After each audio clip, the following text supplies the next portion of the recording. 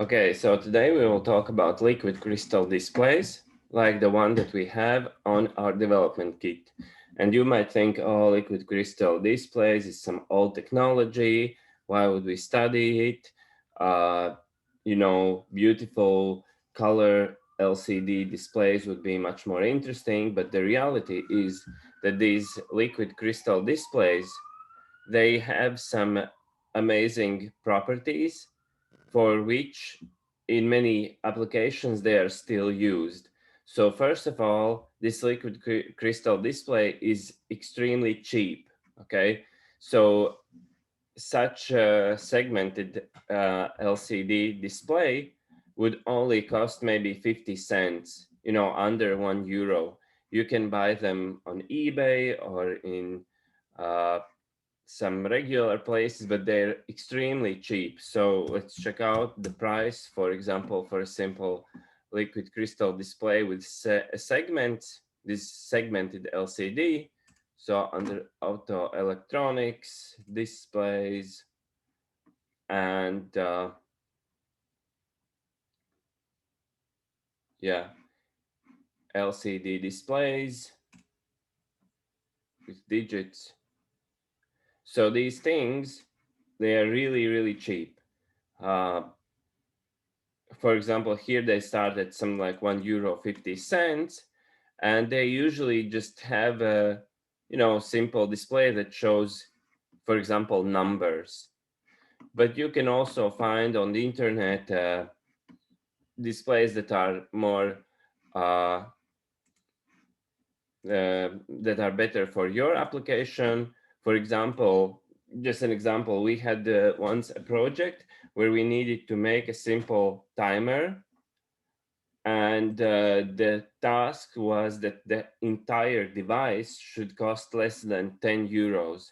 So to show the remaining time on a simple timer, we couldn't afford to use a color LCD graphical display, so we could only use segment LCD. And in that case, we found on the internet, for example, such display, which can show battery level and some numbers, in this case, 6 different numbers and a column and a dot. And it was sufficient to put it in the project. And this thing only cost something like 70 cents when we bought 10 pieces. But if we would want to buy thousands of pieces, it would, of course, cost maybe 30 cents. Very, very cheap displays. But these 7 segment displays have a second amazing property, that they consume very small amount of power. They almost consume no power at all. The entire device uh, consumed something like 4 microamps in total, just 4 microamps. So that is a very, very small power consumption. And the only disadvantage of these 7 segment displays is that they use a lot of microcontroller pins.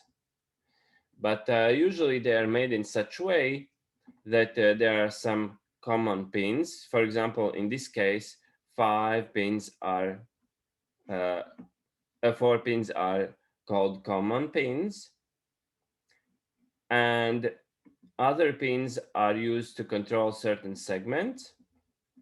And we will check out also in our development kit, for example, um, the microcontroller has 8 common pins and then a lot of segment pins. And the idea is that when you energize one common pin, multiple segments are energized, but with their corresponding uh, channel pin, you energize or de-energize a certain pin. So, for example, if this segment display consists of something like 80 segments, you only need uh, 30 pins, or 28 in this case. So it's a lot less pins. And the 7 segment or the segmented displays, they work in such a way that um, Well, usually it's in the following way. Um, the 7 segment display usually consists of 2 layers of glass, and in the middle there are laser cut areas with a liquid crystal inside. Sorry, the liquid crystal is in the entire internal part of the display, but there are thin metal traces on the top and bottom side of the glass, and they are so thin that they are transparent.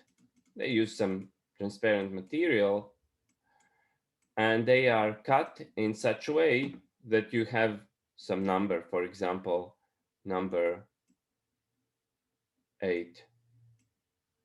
But you can actually, for not very high amounts of money, you can order some custom displays as well. This technology is old and cheap, and these segments are cut on top and bottom parts. And basically, this liquid crystal that is between the layers has the following property. When there's no voltage applied between top and bottom glass, the liquid that's inside this liquid crystal, it's just in random positions, so it lets the uh, light pass through, so they're not transparent. But when you apply voltage on these segments, then these liquid crystal particles, molecules, they polarize, and they polarize in such a way that they stop the light, so the light doesn't pass through. And there are some things that need to be taken into account. For example, if you keep a certain segment polarized for too long, these molecules tend to get stuck in certain position, or they can get too attracted to one of the plates, one of the glasses, and then the display, changes the color a little bit and doesn't change the segments back off. So actually, these segments are driven with AC voltage in such way that the mean value is 0, so that these molecules don't get attracted to one of the plates too much and don't get stuck in one or the other position. So they are driven with some AC line, but it's not really AC. It's actually from 0 to VCC, and this midpoint, just 1/2 of VCC, is generated by either a voltage divider in the simplest way or with a capacitor charge pump. So 1/2 of VCC. And so basically, if you apply DC voltage, these things polarize. If you apply AC voltage, they polarize to one end and then to the opposite end. But in both cases, they don't let the light pass through. So they're basically non-transparent. They block light.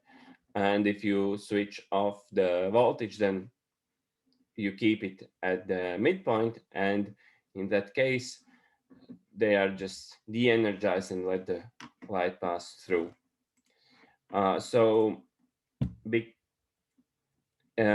theoretically, in some older days, you could generate these waveforms in software. You would just write some code which uses, for example, in this case, for each segment, just 2 pins, pin 1 and pin 2. And in the software, you would write, set pin 1 high and pin 2 low. and then set pin 2 high and pin 1 low, and you would get a square wave. But in modern days, many microcontrollers have the LCD peripheral built in, so that you only tell which segments to energize, and the peripheral automatically generates the waveforms and can control multiple um, segments with this, even with the same common pin. So how the two common pins work: if you want to, for example, control two segments and use the same common pin, you would generate waveforms in such a way that the pin 2 also goes a little bit up and down, such that it moves together with pin 3, so they have the same voltage, and this segment is not energized, but the pin number 1 voltage would move the opposite way, and it would get energized and not shine light through. So we would have one common pin and several line pins, and that way we can control the same multiple segments with one pin on one end and less pins on the other end. So let's check out a little bit our development kit. So, oh yeah, the schematic. So the LCD peripheral only uses lots of pins to connect the segment. So in this case, 14, it looks like it's 28 pins. 8 are common and 20 are for segments. And so you get the number of segments. 20 times 8 is what, 160 or something? Yeah, 160 different segments. So that's a lot. And usually you would also need external capacitors, so this peripheral can create these bias voltages. So there's a capacitor charge pump built in the microcontroller, and it charges the supply voltage for the entire LCD to a certain voltage, and also the midpoint voltage capacitor. And actually, with these microcontrollers, you can even change the power supply voltage to something lower than power supply, or sometimes even something a bit higher than power supply, because uh, LCD displays, they change their properties a little bit with the temperature. So sometimes at the low temperature, you would need a bit more voltage to get the same effect, and at higher temperatures maybe a lower voltage. So the microcontroller has a temperature sensor built in. You can just test it with different temperatures and manually make some code which sets the appropriate LCD voltage depending on the temperature. It's a little bit of manual work, but you can do it.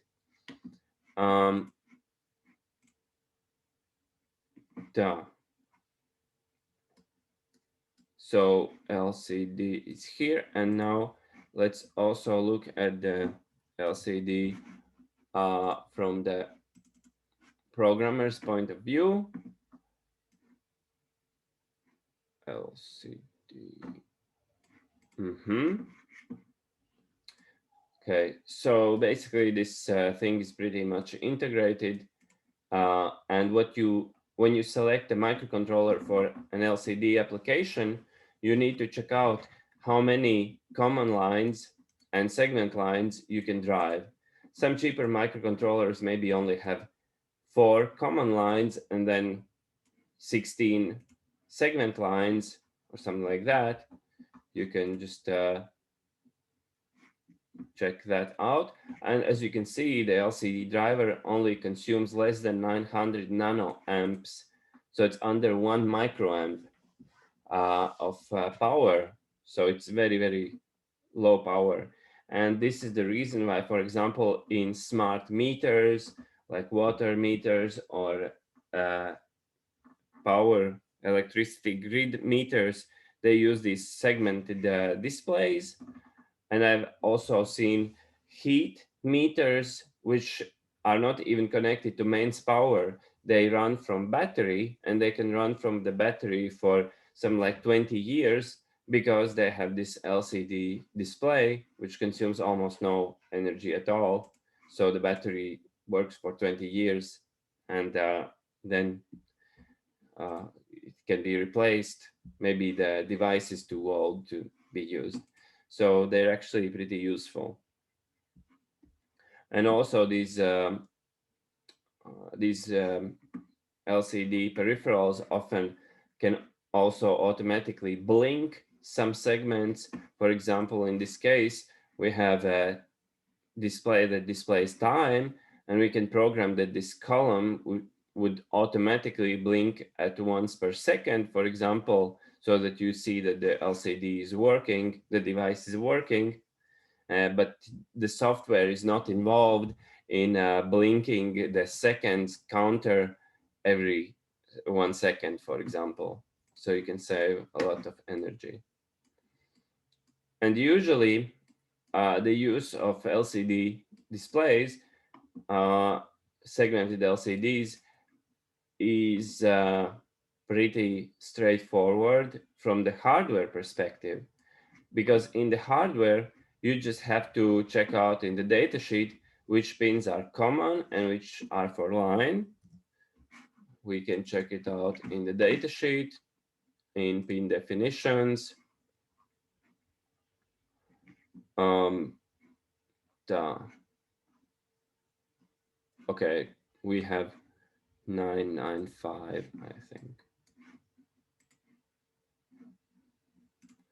And on letter L, so for example, LCD common signal 0 is port E4, 1 is 5, 2 is 6, 3 is 7, and then the segments are on some other pins.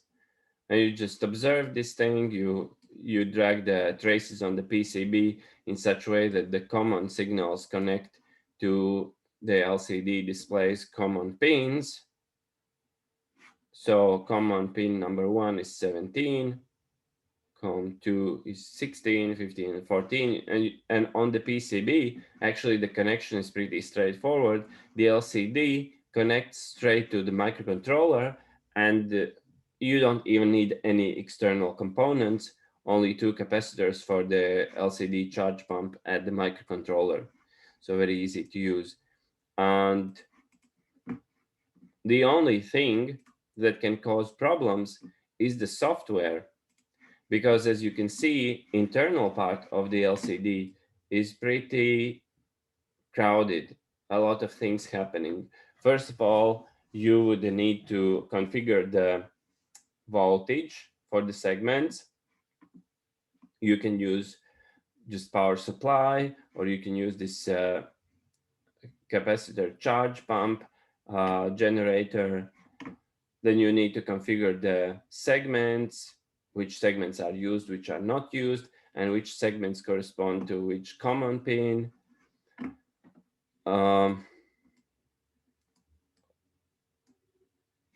And as you can see, there are several waveforms.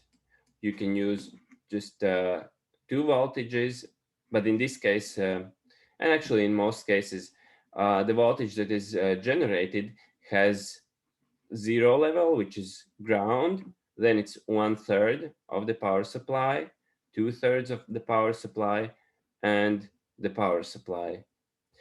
And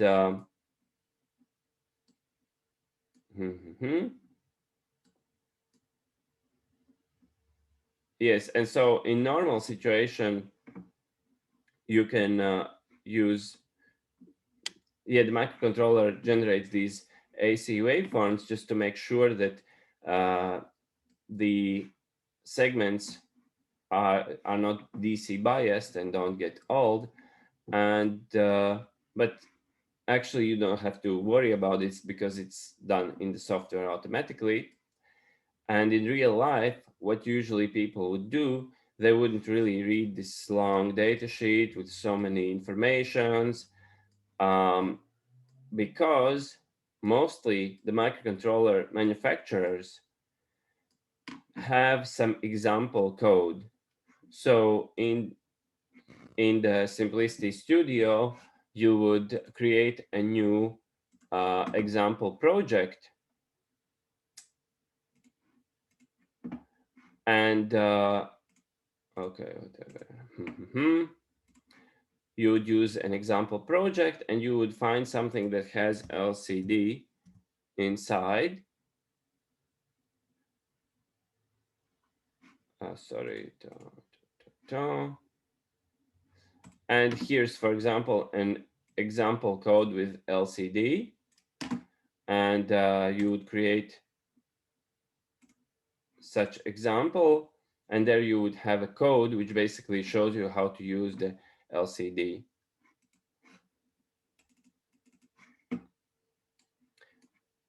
And this is how mostly these things are done. So there's a LCD driver for liquid crystal display, and you would just use that. So there's nothing really much about the theory. You wouldn't really worry about it. So LCD driver will be best used when you do the lab, which involves using it. So actually about theory, I have already told you everything. So we studied about timers, GPIOs, and analog to digital converters. And now I told you a little bit about the LCD, segmented LCDs. And now we need to agree on when I give you the development kits so you can start programming on your own, because theory is boring and not always a good way to learn. So um, the other groups are returning me the development kits, so I can give you the development kits so you can do some lab work on your own, for example, next week. So let's Excuse see. me, sir. Yeah. Yeah, I have a very small question. Okay, so the previous month or like since when the class started, I was very sick, okay, and I could not like I know the lectures are recorded and everything. I just have a question that like I was not able to attend many classes. So is there any homework or any lab work that we have to submit with your course or something like that? I'm not sure about it. Yes. So in this subject, we had lectures, but Hmm. in the lectures, I only told you some theory. But Okay. the main thing in this course is the lab work, which hasn't started yet because Okay. we have limited amount of development kits, and they were currently used by other groups that study this subject. But Hmm. now they have finished everything, so I need to give you the development kits, and you will do the lab on your own. The lab work descriptions will be in Artus, and you will Hmm. just, in the next weeks, starting Hmm. from next week, yeah, you Okay, will sir. do the lab. Thank you. Okay. So the question would be, on which day next week can you all come to the school and collect the development kits? One option is to just use this next week's lesson for going Yeah, to maybe school. that will be good for me. Hmm. Okay, so So just next week's class, maybe? I don't know. yeah, so next week on 21st of April at 2:30 you can go to school, meet me, and I will give you the development kits. And you will also, for the school requires that similarly to when you go to the library to collect books, in library system, it is recorded which person took the book so we can get them back. In this case, the same thing. when you arrive to collect the development kit, you will need to sign a paper that you have received it. So, at the end of the semester, we know who still hasn't returned the development kit and so on. Okay. Yeah, okay. Okay.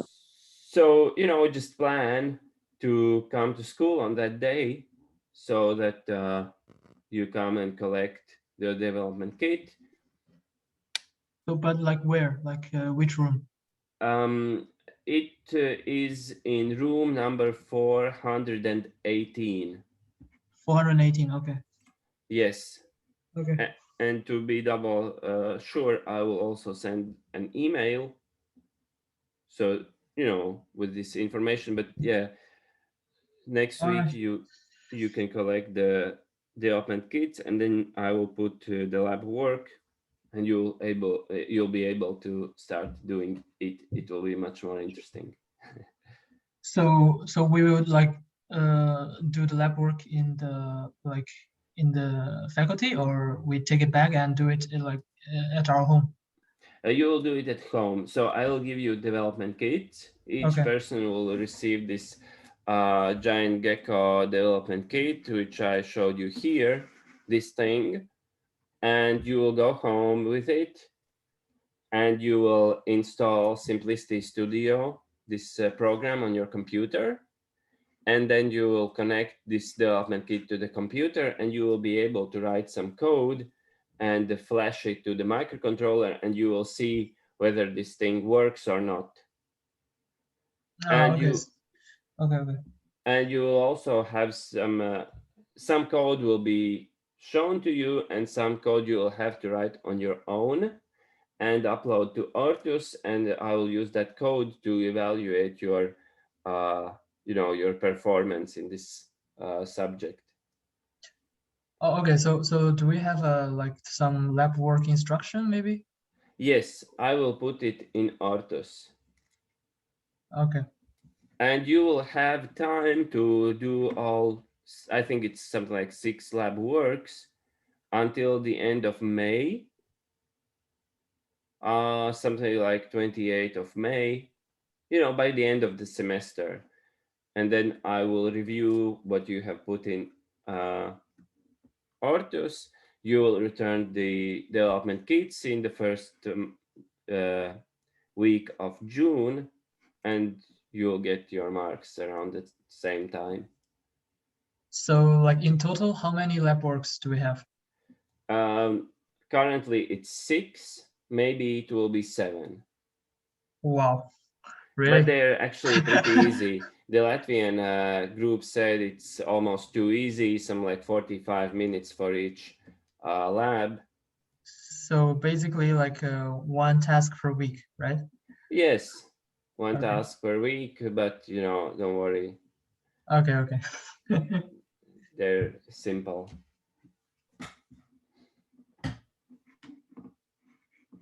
Okay, so yeah, there's nothing much for me to tell you now, but the lab is actually half lab, half lecture, because the lab work is in videos where I show you how to write something and where to put it and so on. So it's like lab and partly like a lecture. So you will also learn many things there. So don't worry, everything will be like shown to you in these lab videos. Okay, but like start from next week. So do we have the lecture part or only the lab? Well, actually, I've told you all the theory in the lectures already, as much as we had in this subject. So Okay. starting next week, you will only have lab. Uh-huh. Okay. But I usually organize it in such way that you can do the lab, for example, at the same time that we would have a lecture, and I will have a Zoom turned on. So if you have some questions, you can, for example, connect to Zoom or write me a message, and and then we can, for example, check out if you didn't understand something in the lab. You mean like each Wednesday, every Wednesday at 2:30? Yes. Ah, okay. So you can also do the labs on Sunday if you want, but it's just that at those times I will be available. If there's something that you totally don't get and cannot get to work, then you can ask me on those times. Okay, so it's basically a consultation, right? Yes, it will Okay. be a consultation from Okay. starting next week. But in my experience, the previous groups that did the labs, there were some like two people that asked one question each, not many questions there, Okay. and the performance was pretty good because in previous years we did the lab in school, but in school you have this constant constraint of time. You know, you arrive to the lesson and after 1.5 hours you need to leave, so it's a stress that you're, you know, Mhm. you have to leave the lab. And if a person, for example, didn't understand what they had to do and they only understood it at the end of the lab, there's not enough time to quickly do it. So the results were actually not very good. And in this semester, when people have development kits at home and they can do the lab at their own speed whenever they feel like they want to do it, the results are actually better than when we had the labs in class. Mhm. And in previous semesters, each lab took almost 2 lessons. But now, when they do it at home, each lab really takes 1 hour because there's no stress and, you know. Okay. Okay, so if no more questions, then we can end this lesson because there's not anything more for me to tell you. And starting next week, you get the labs. Okay, so see you next week at 2:30 in 418, right? Yes, Okay. exactly. Okay. Thank you. Okay, goodbye. Goodbye. Bye.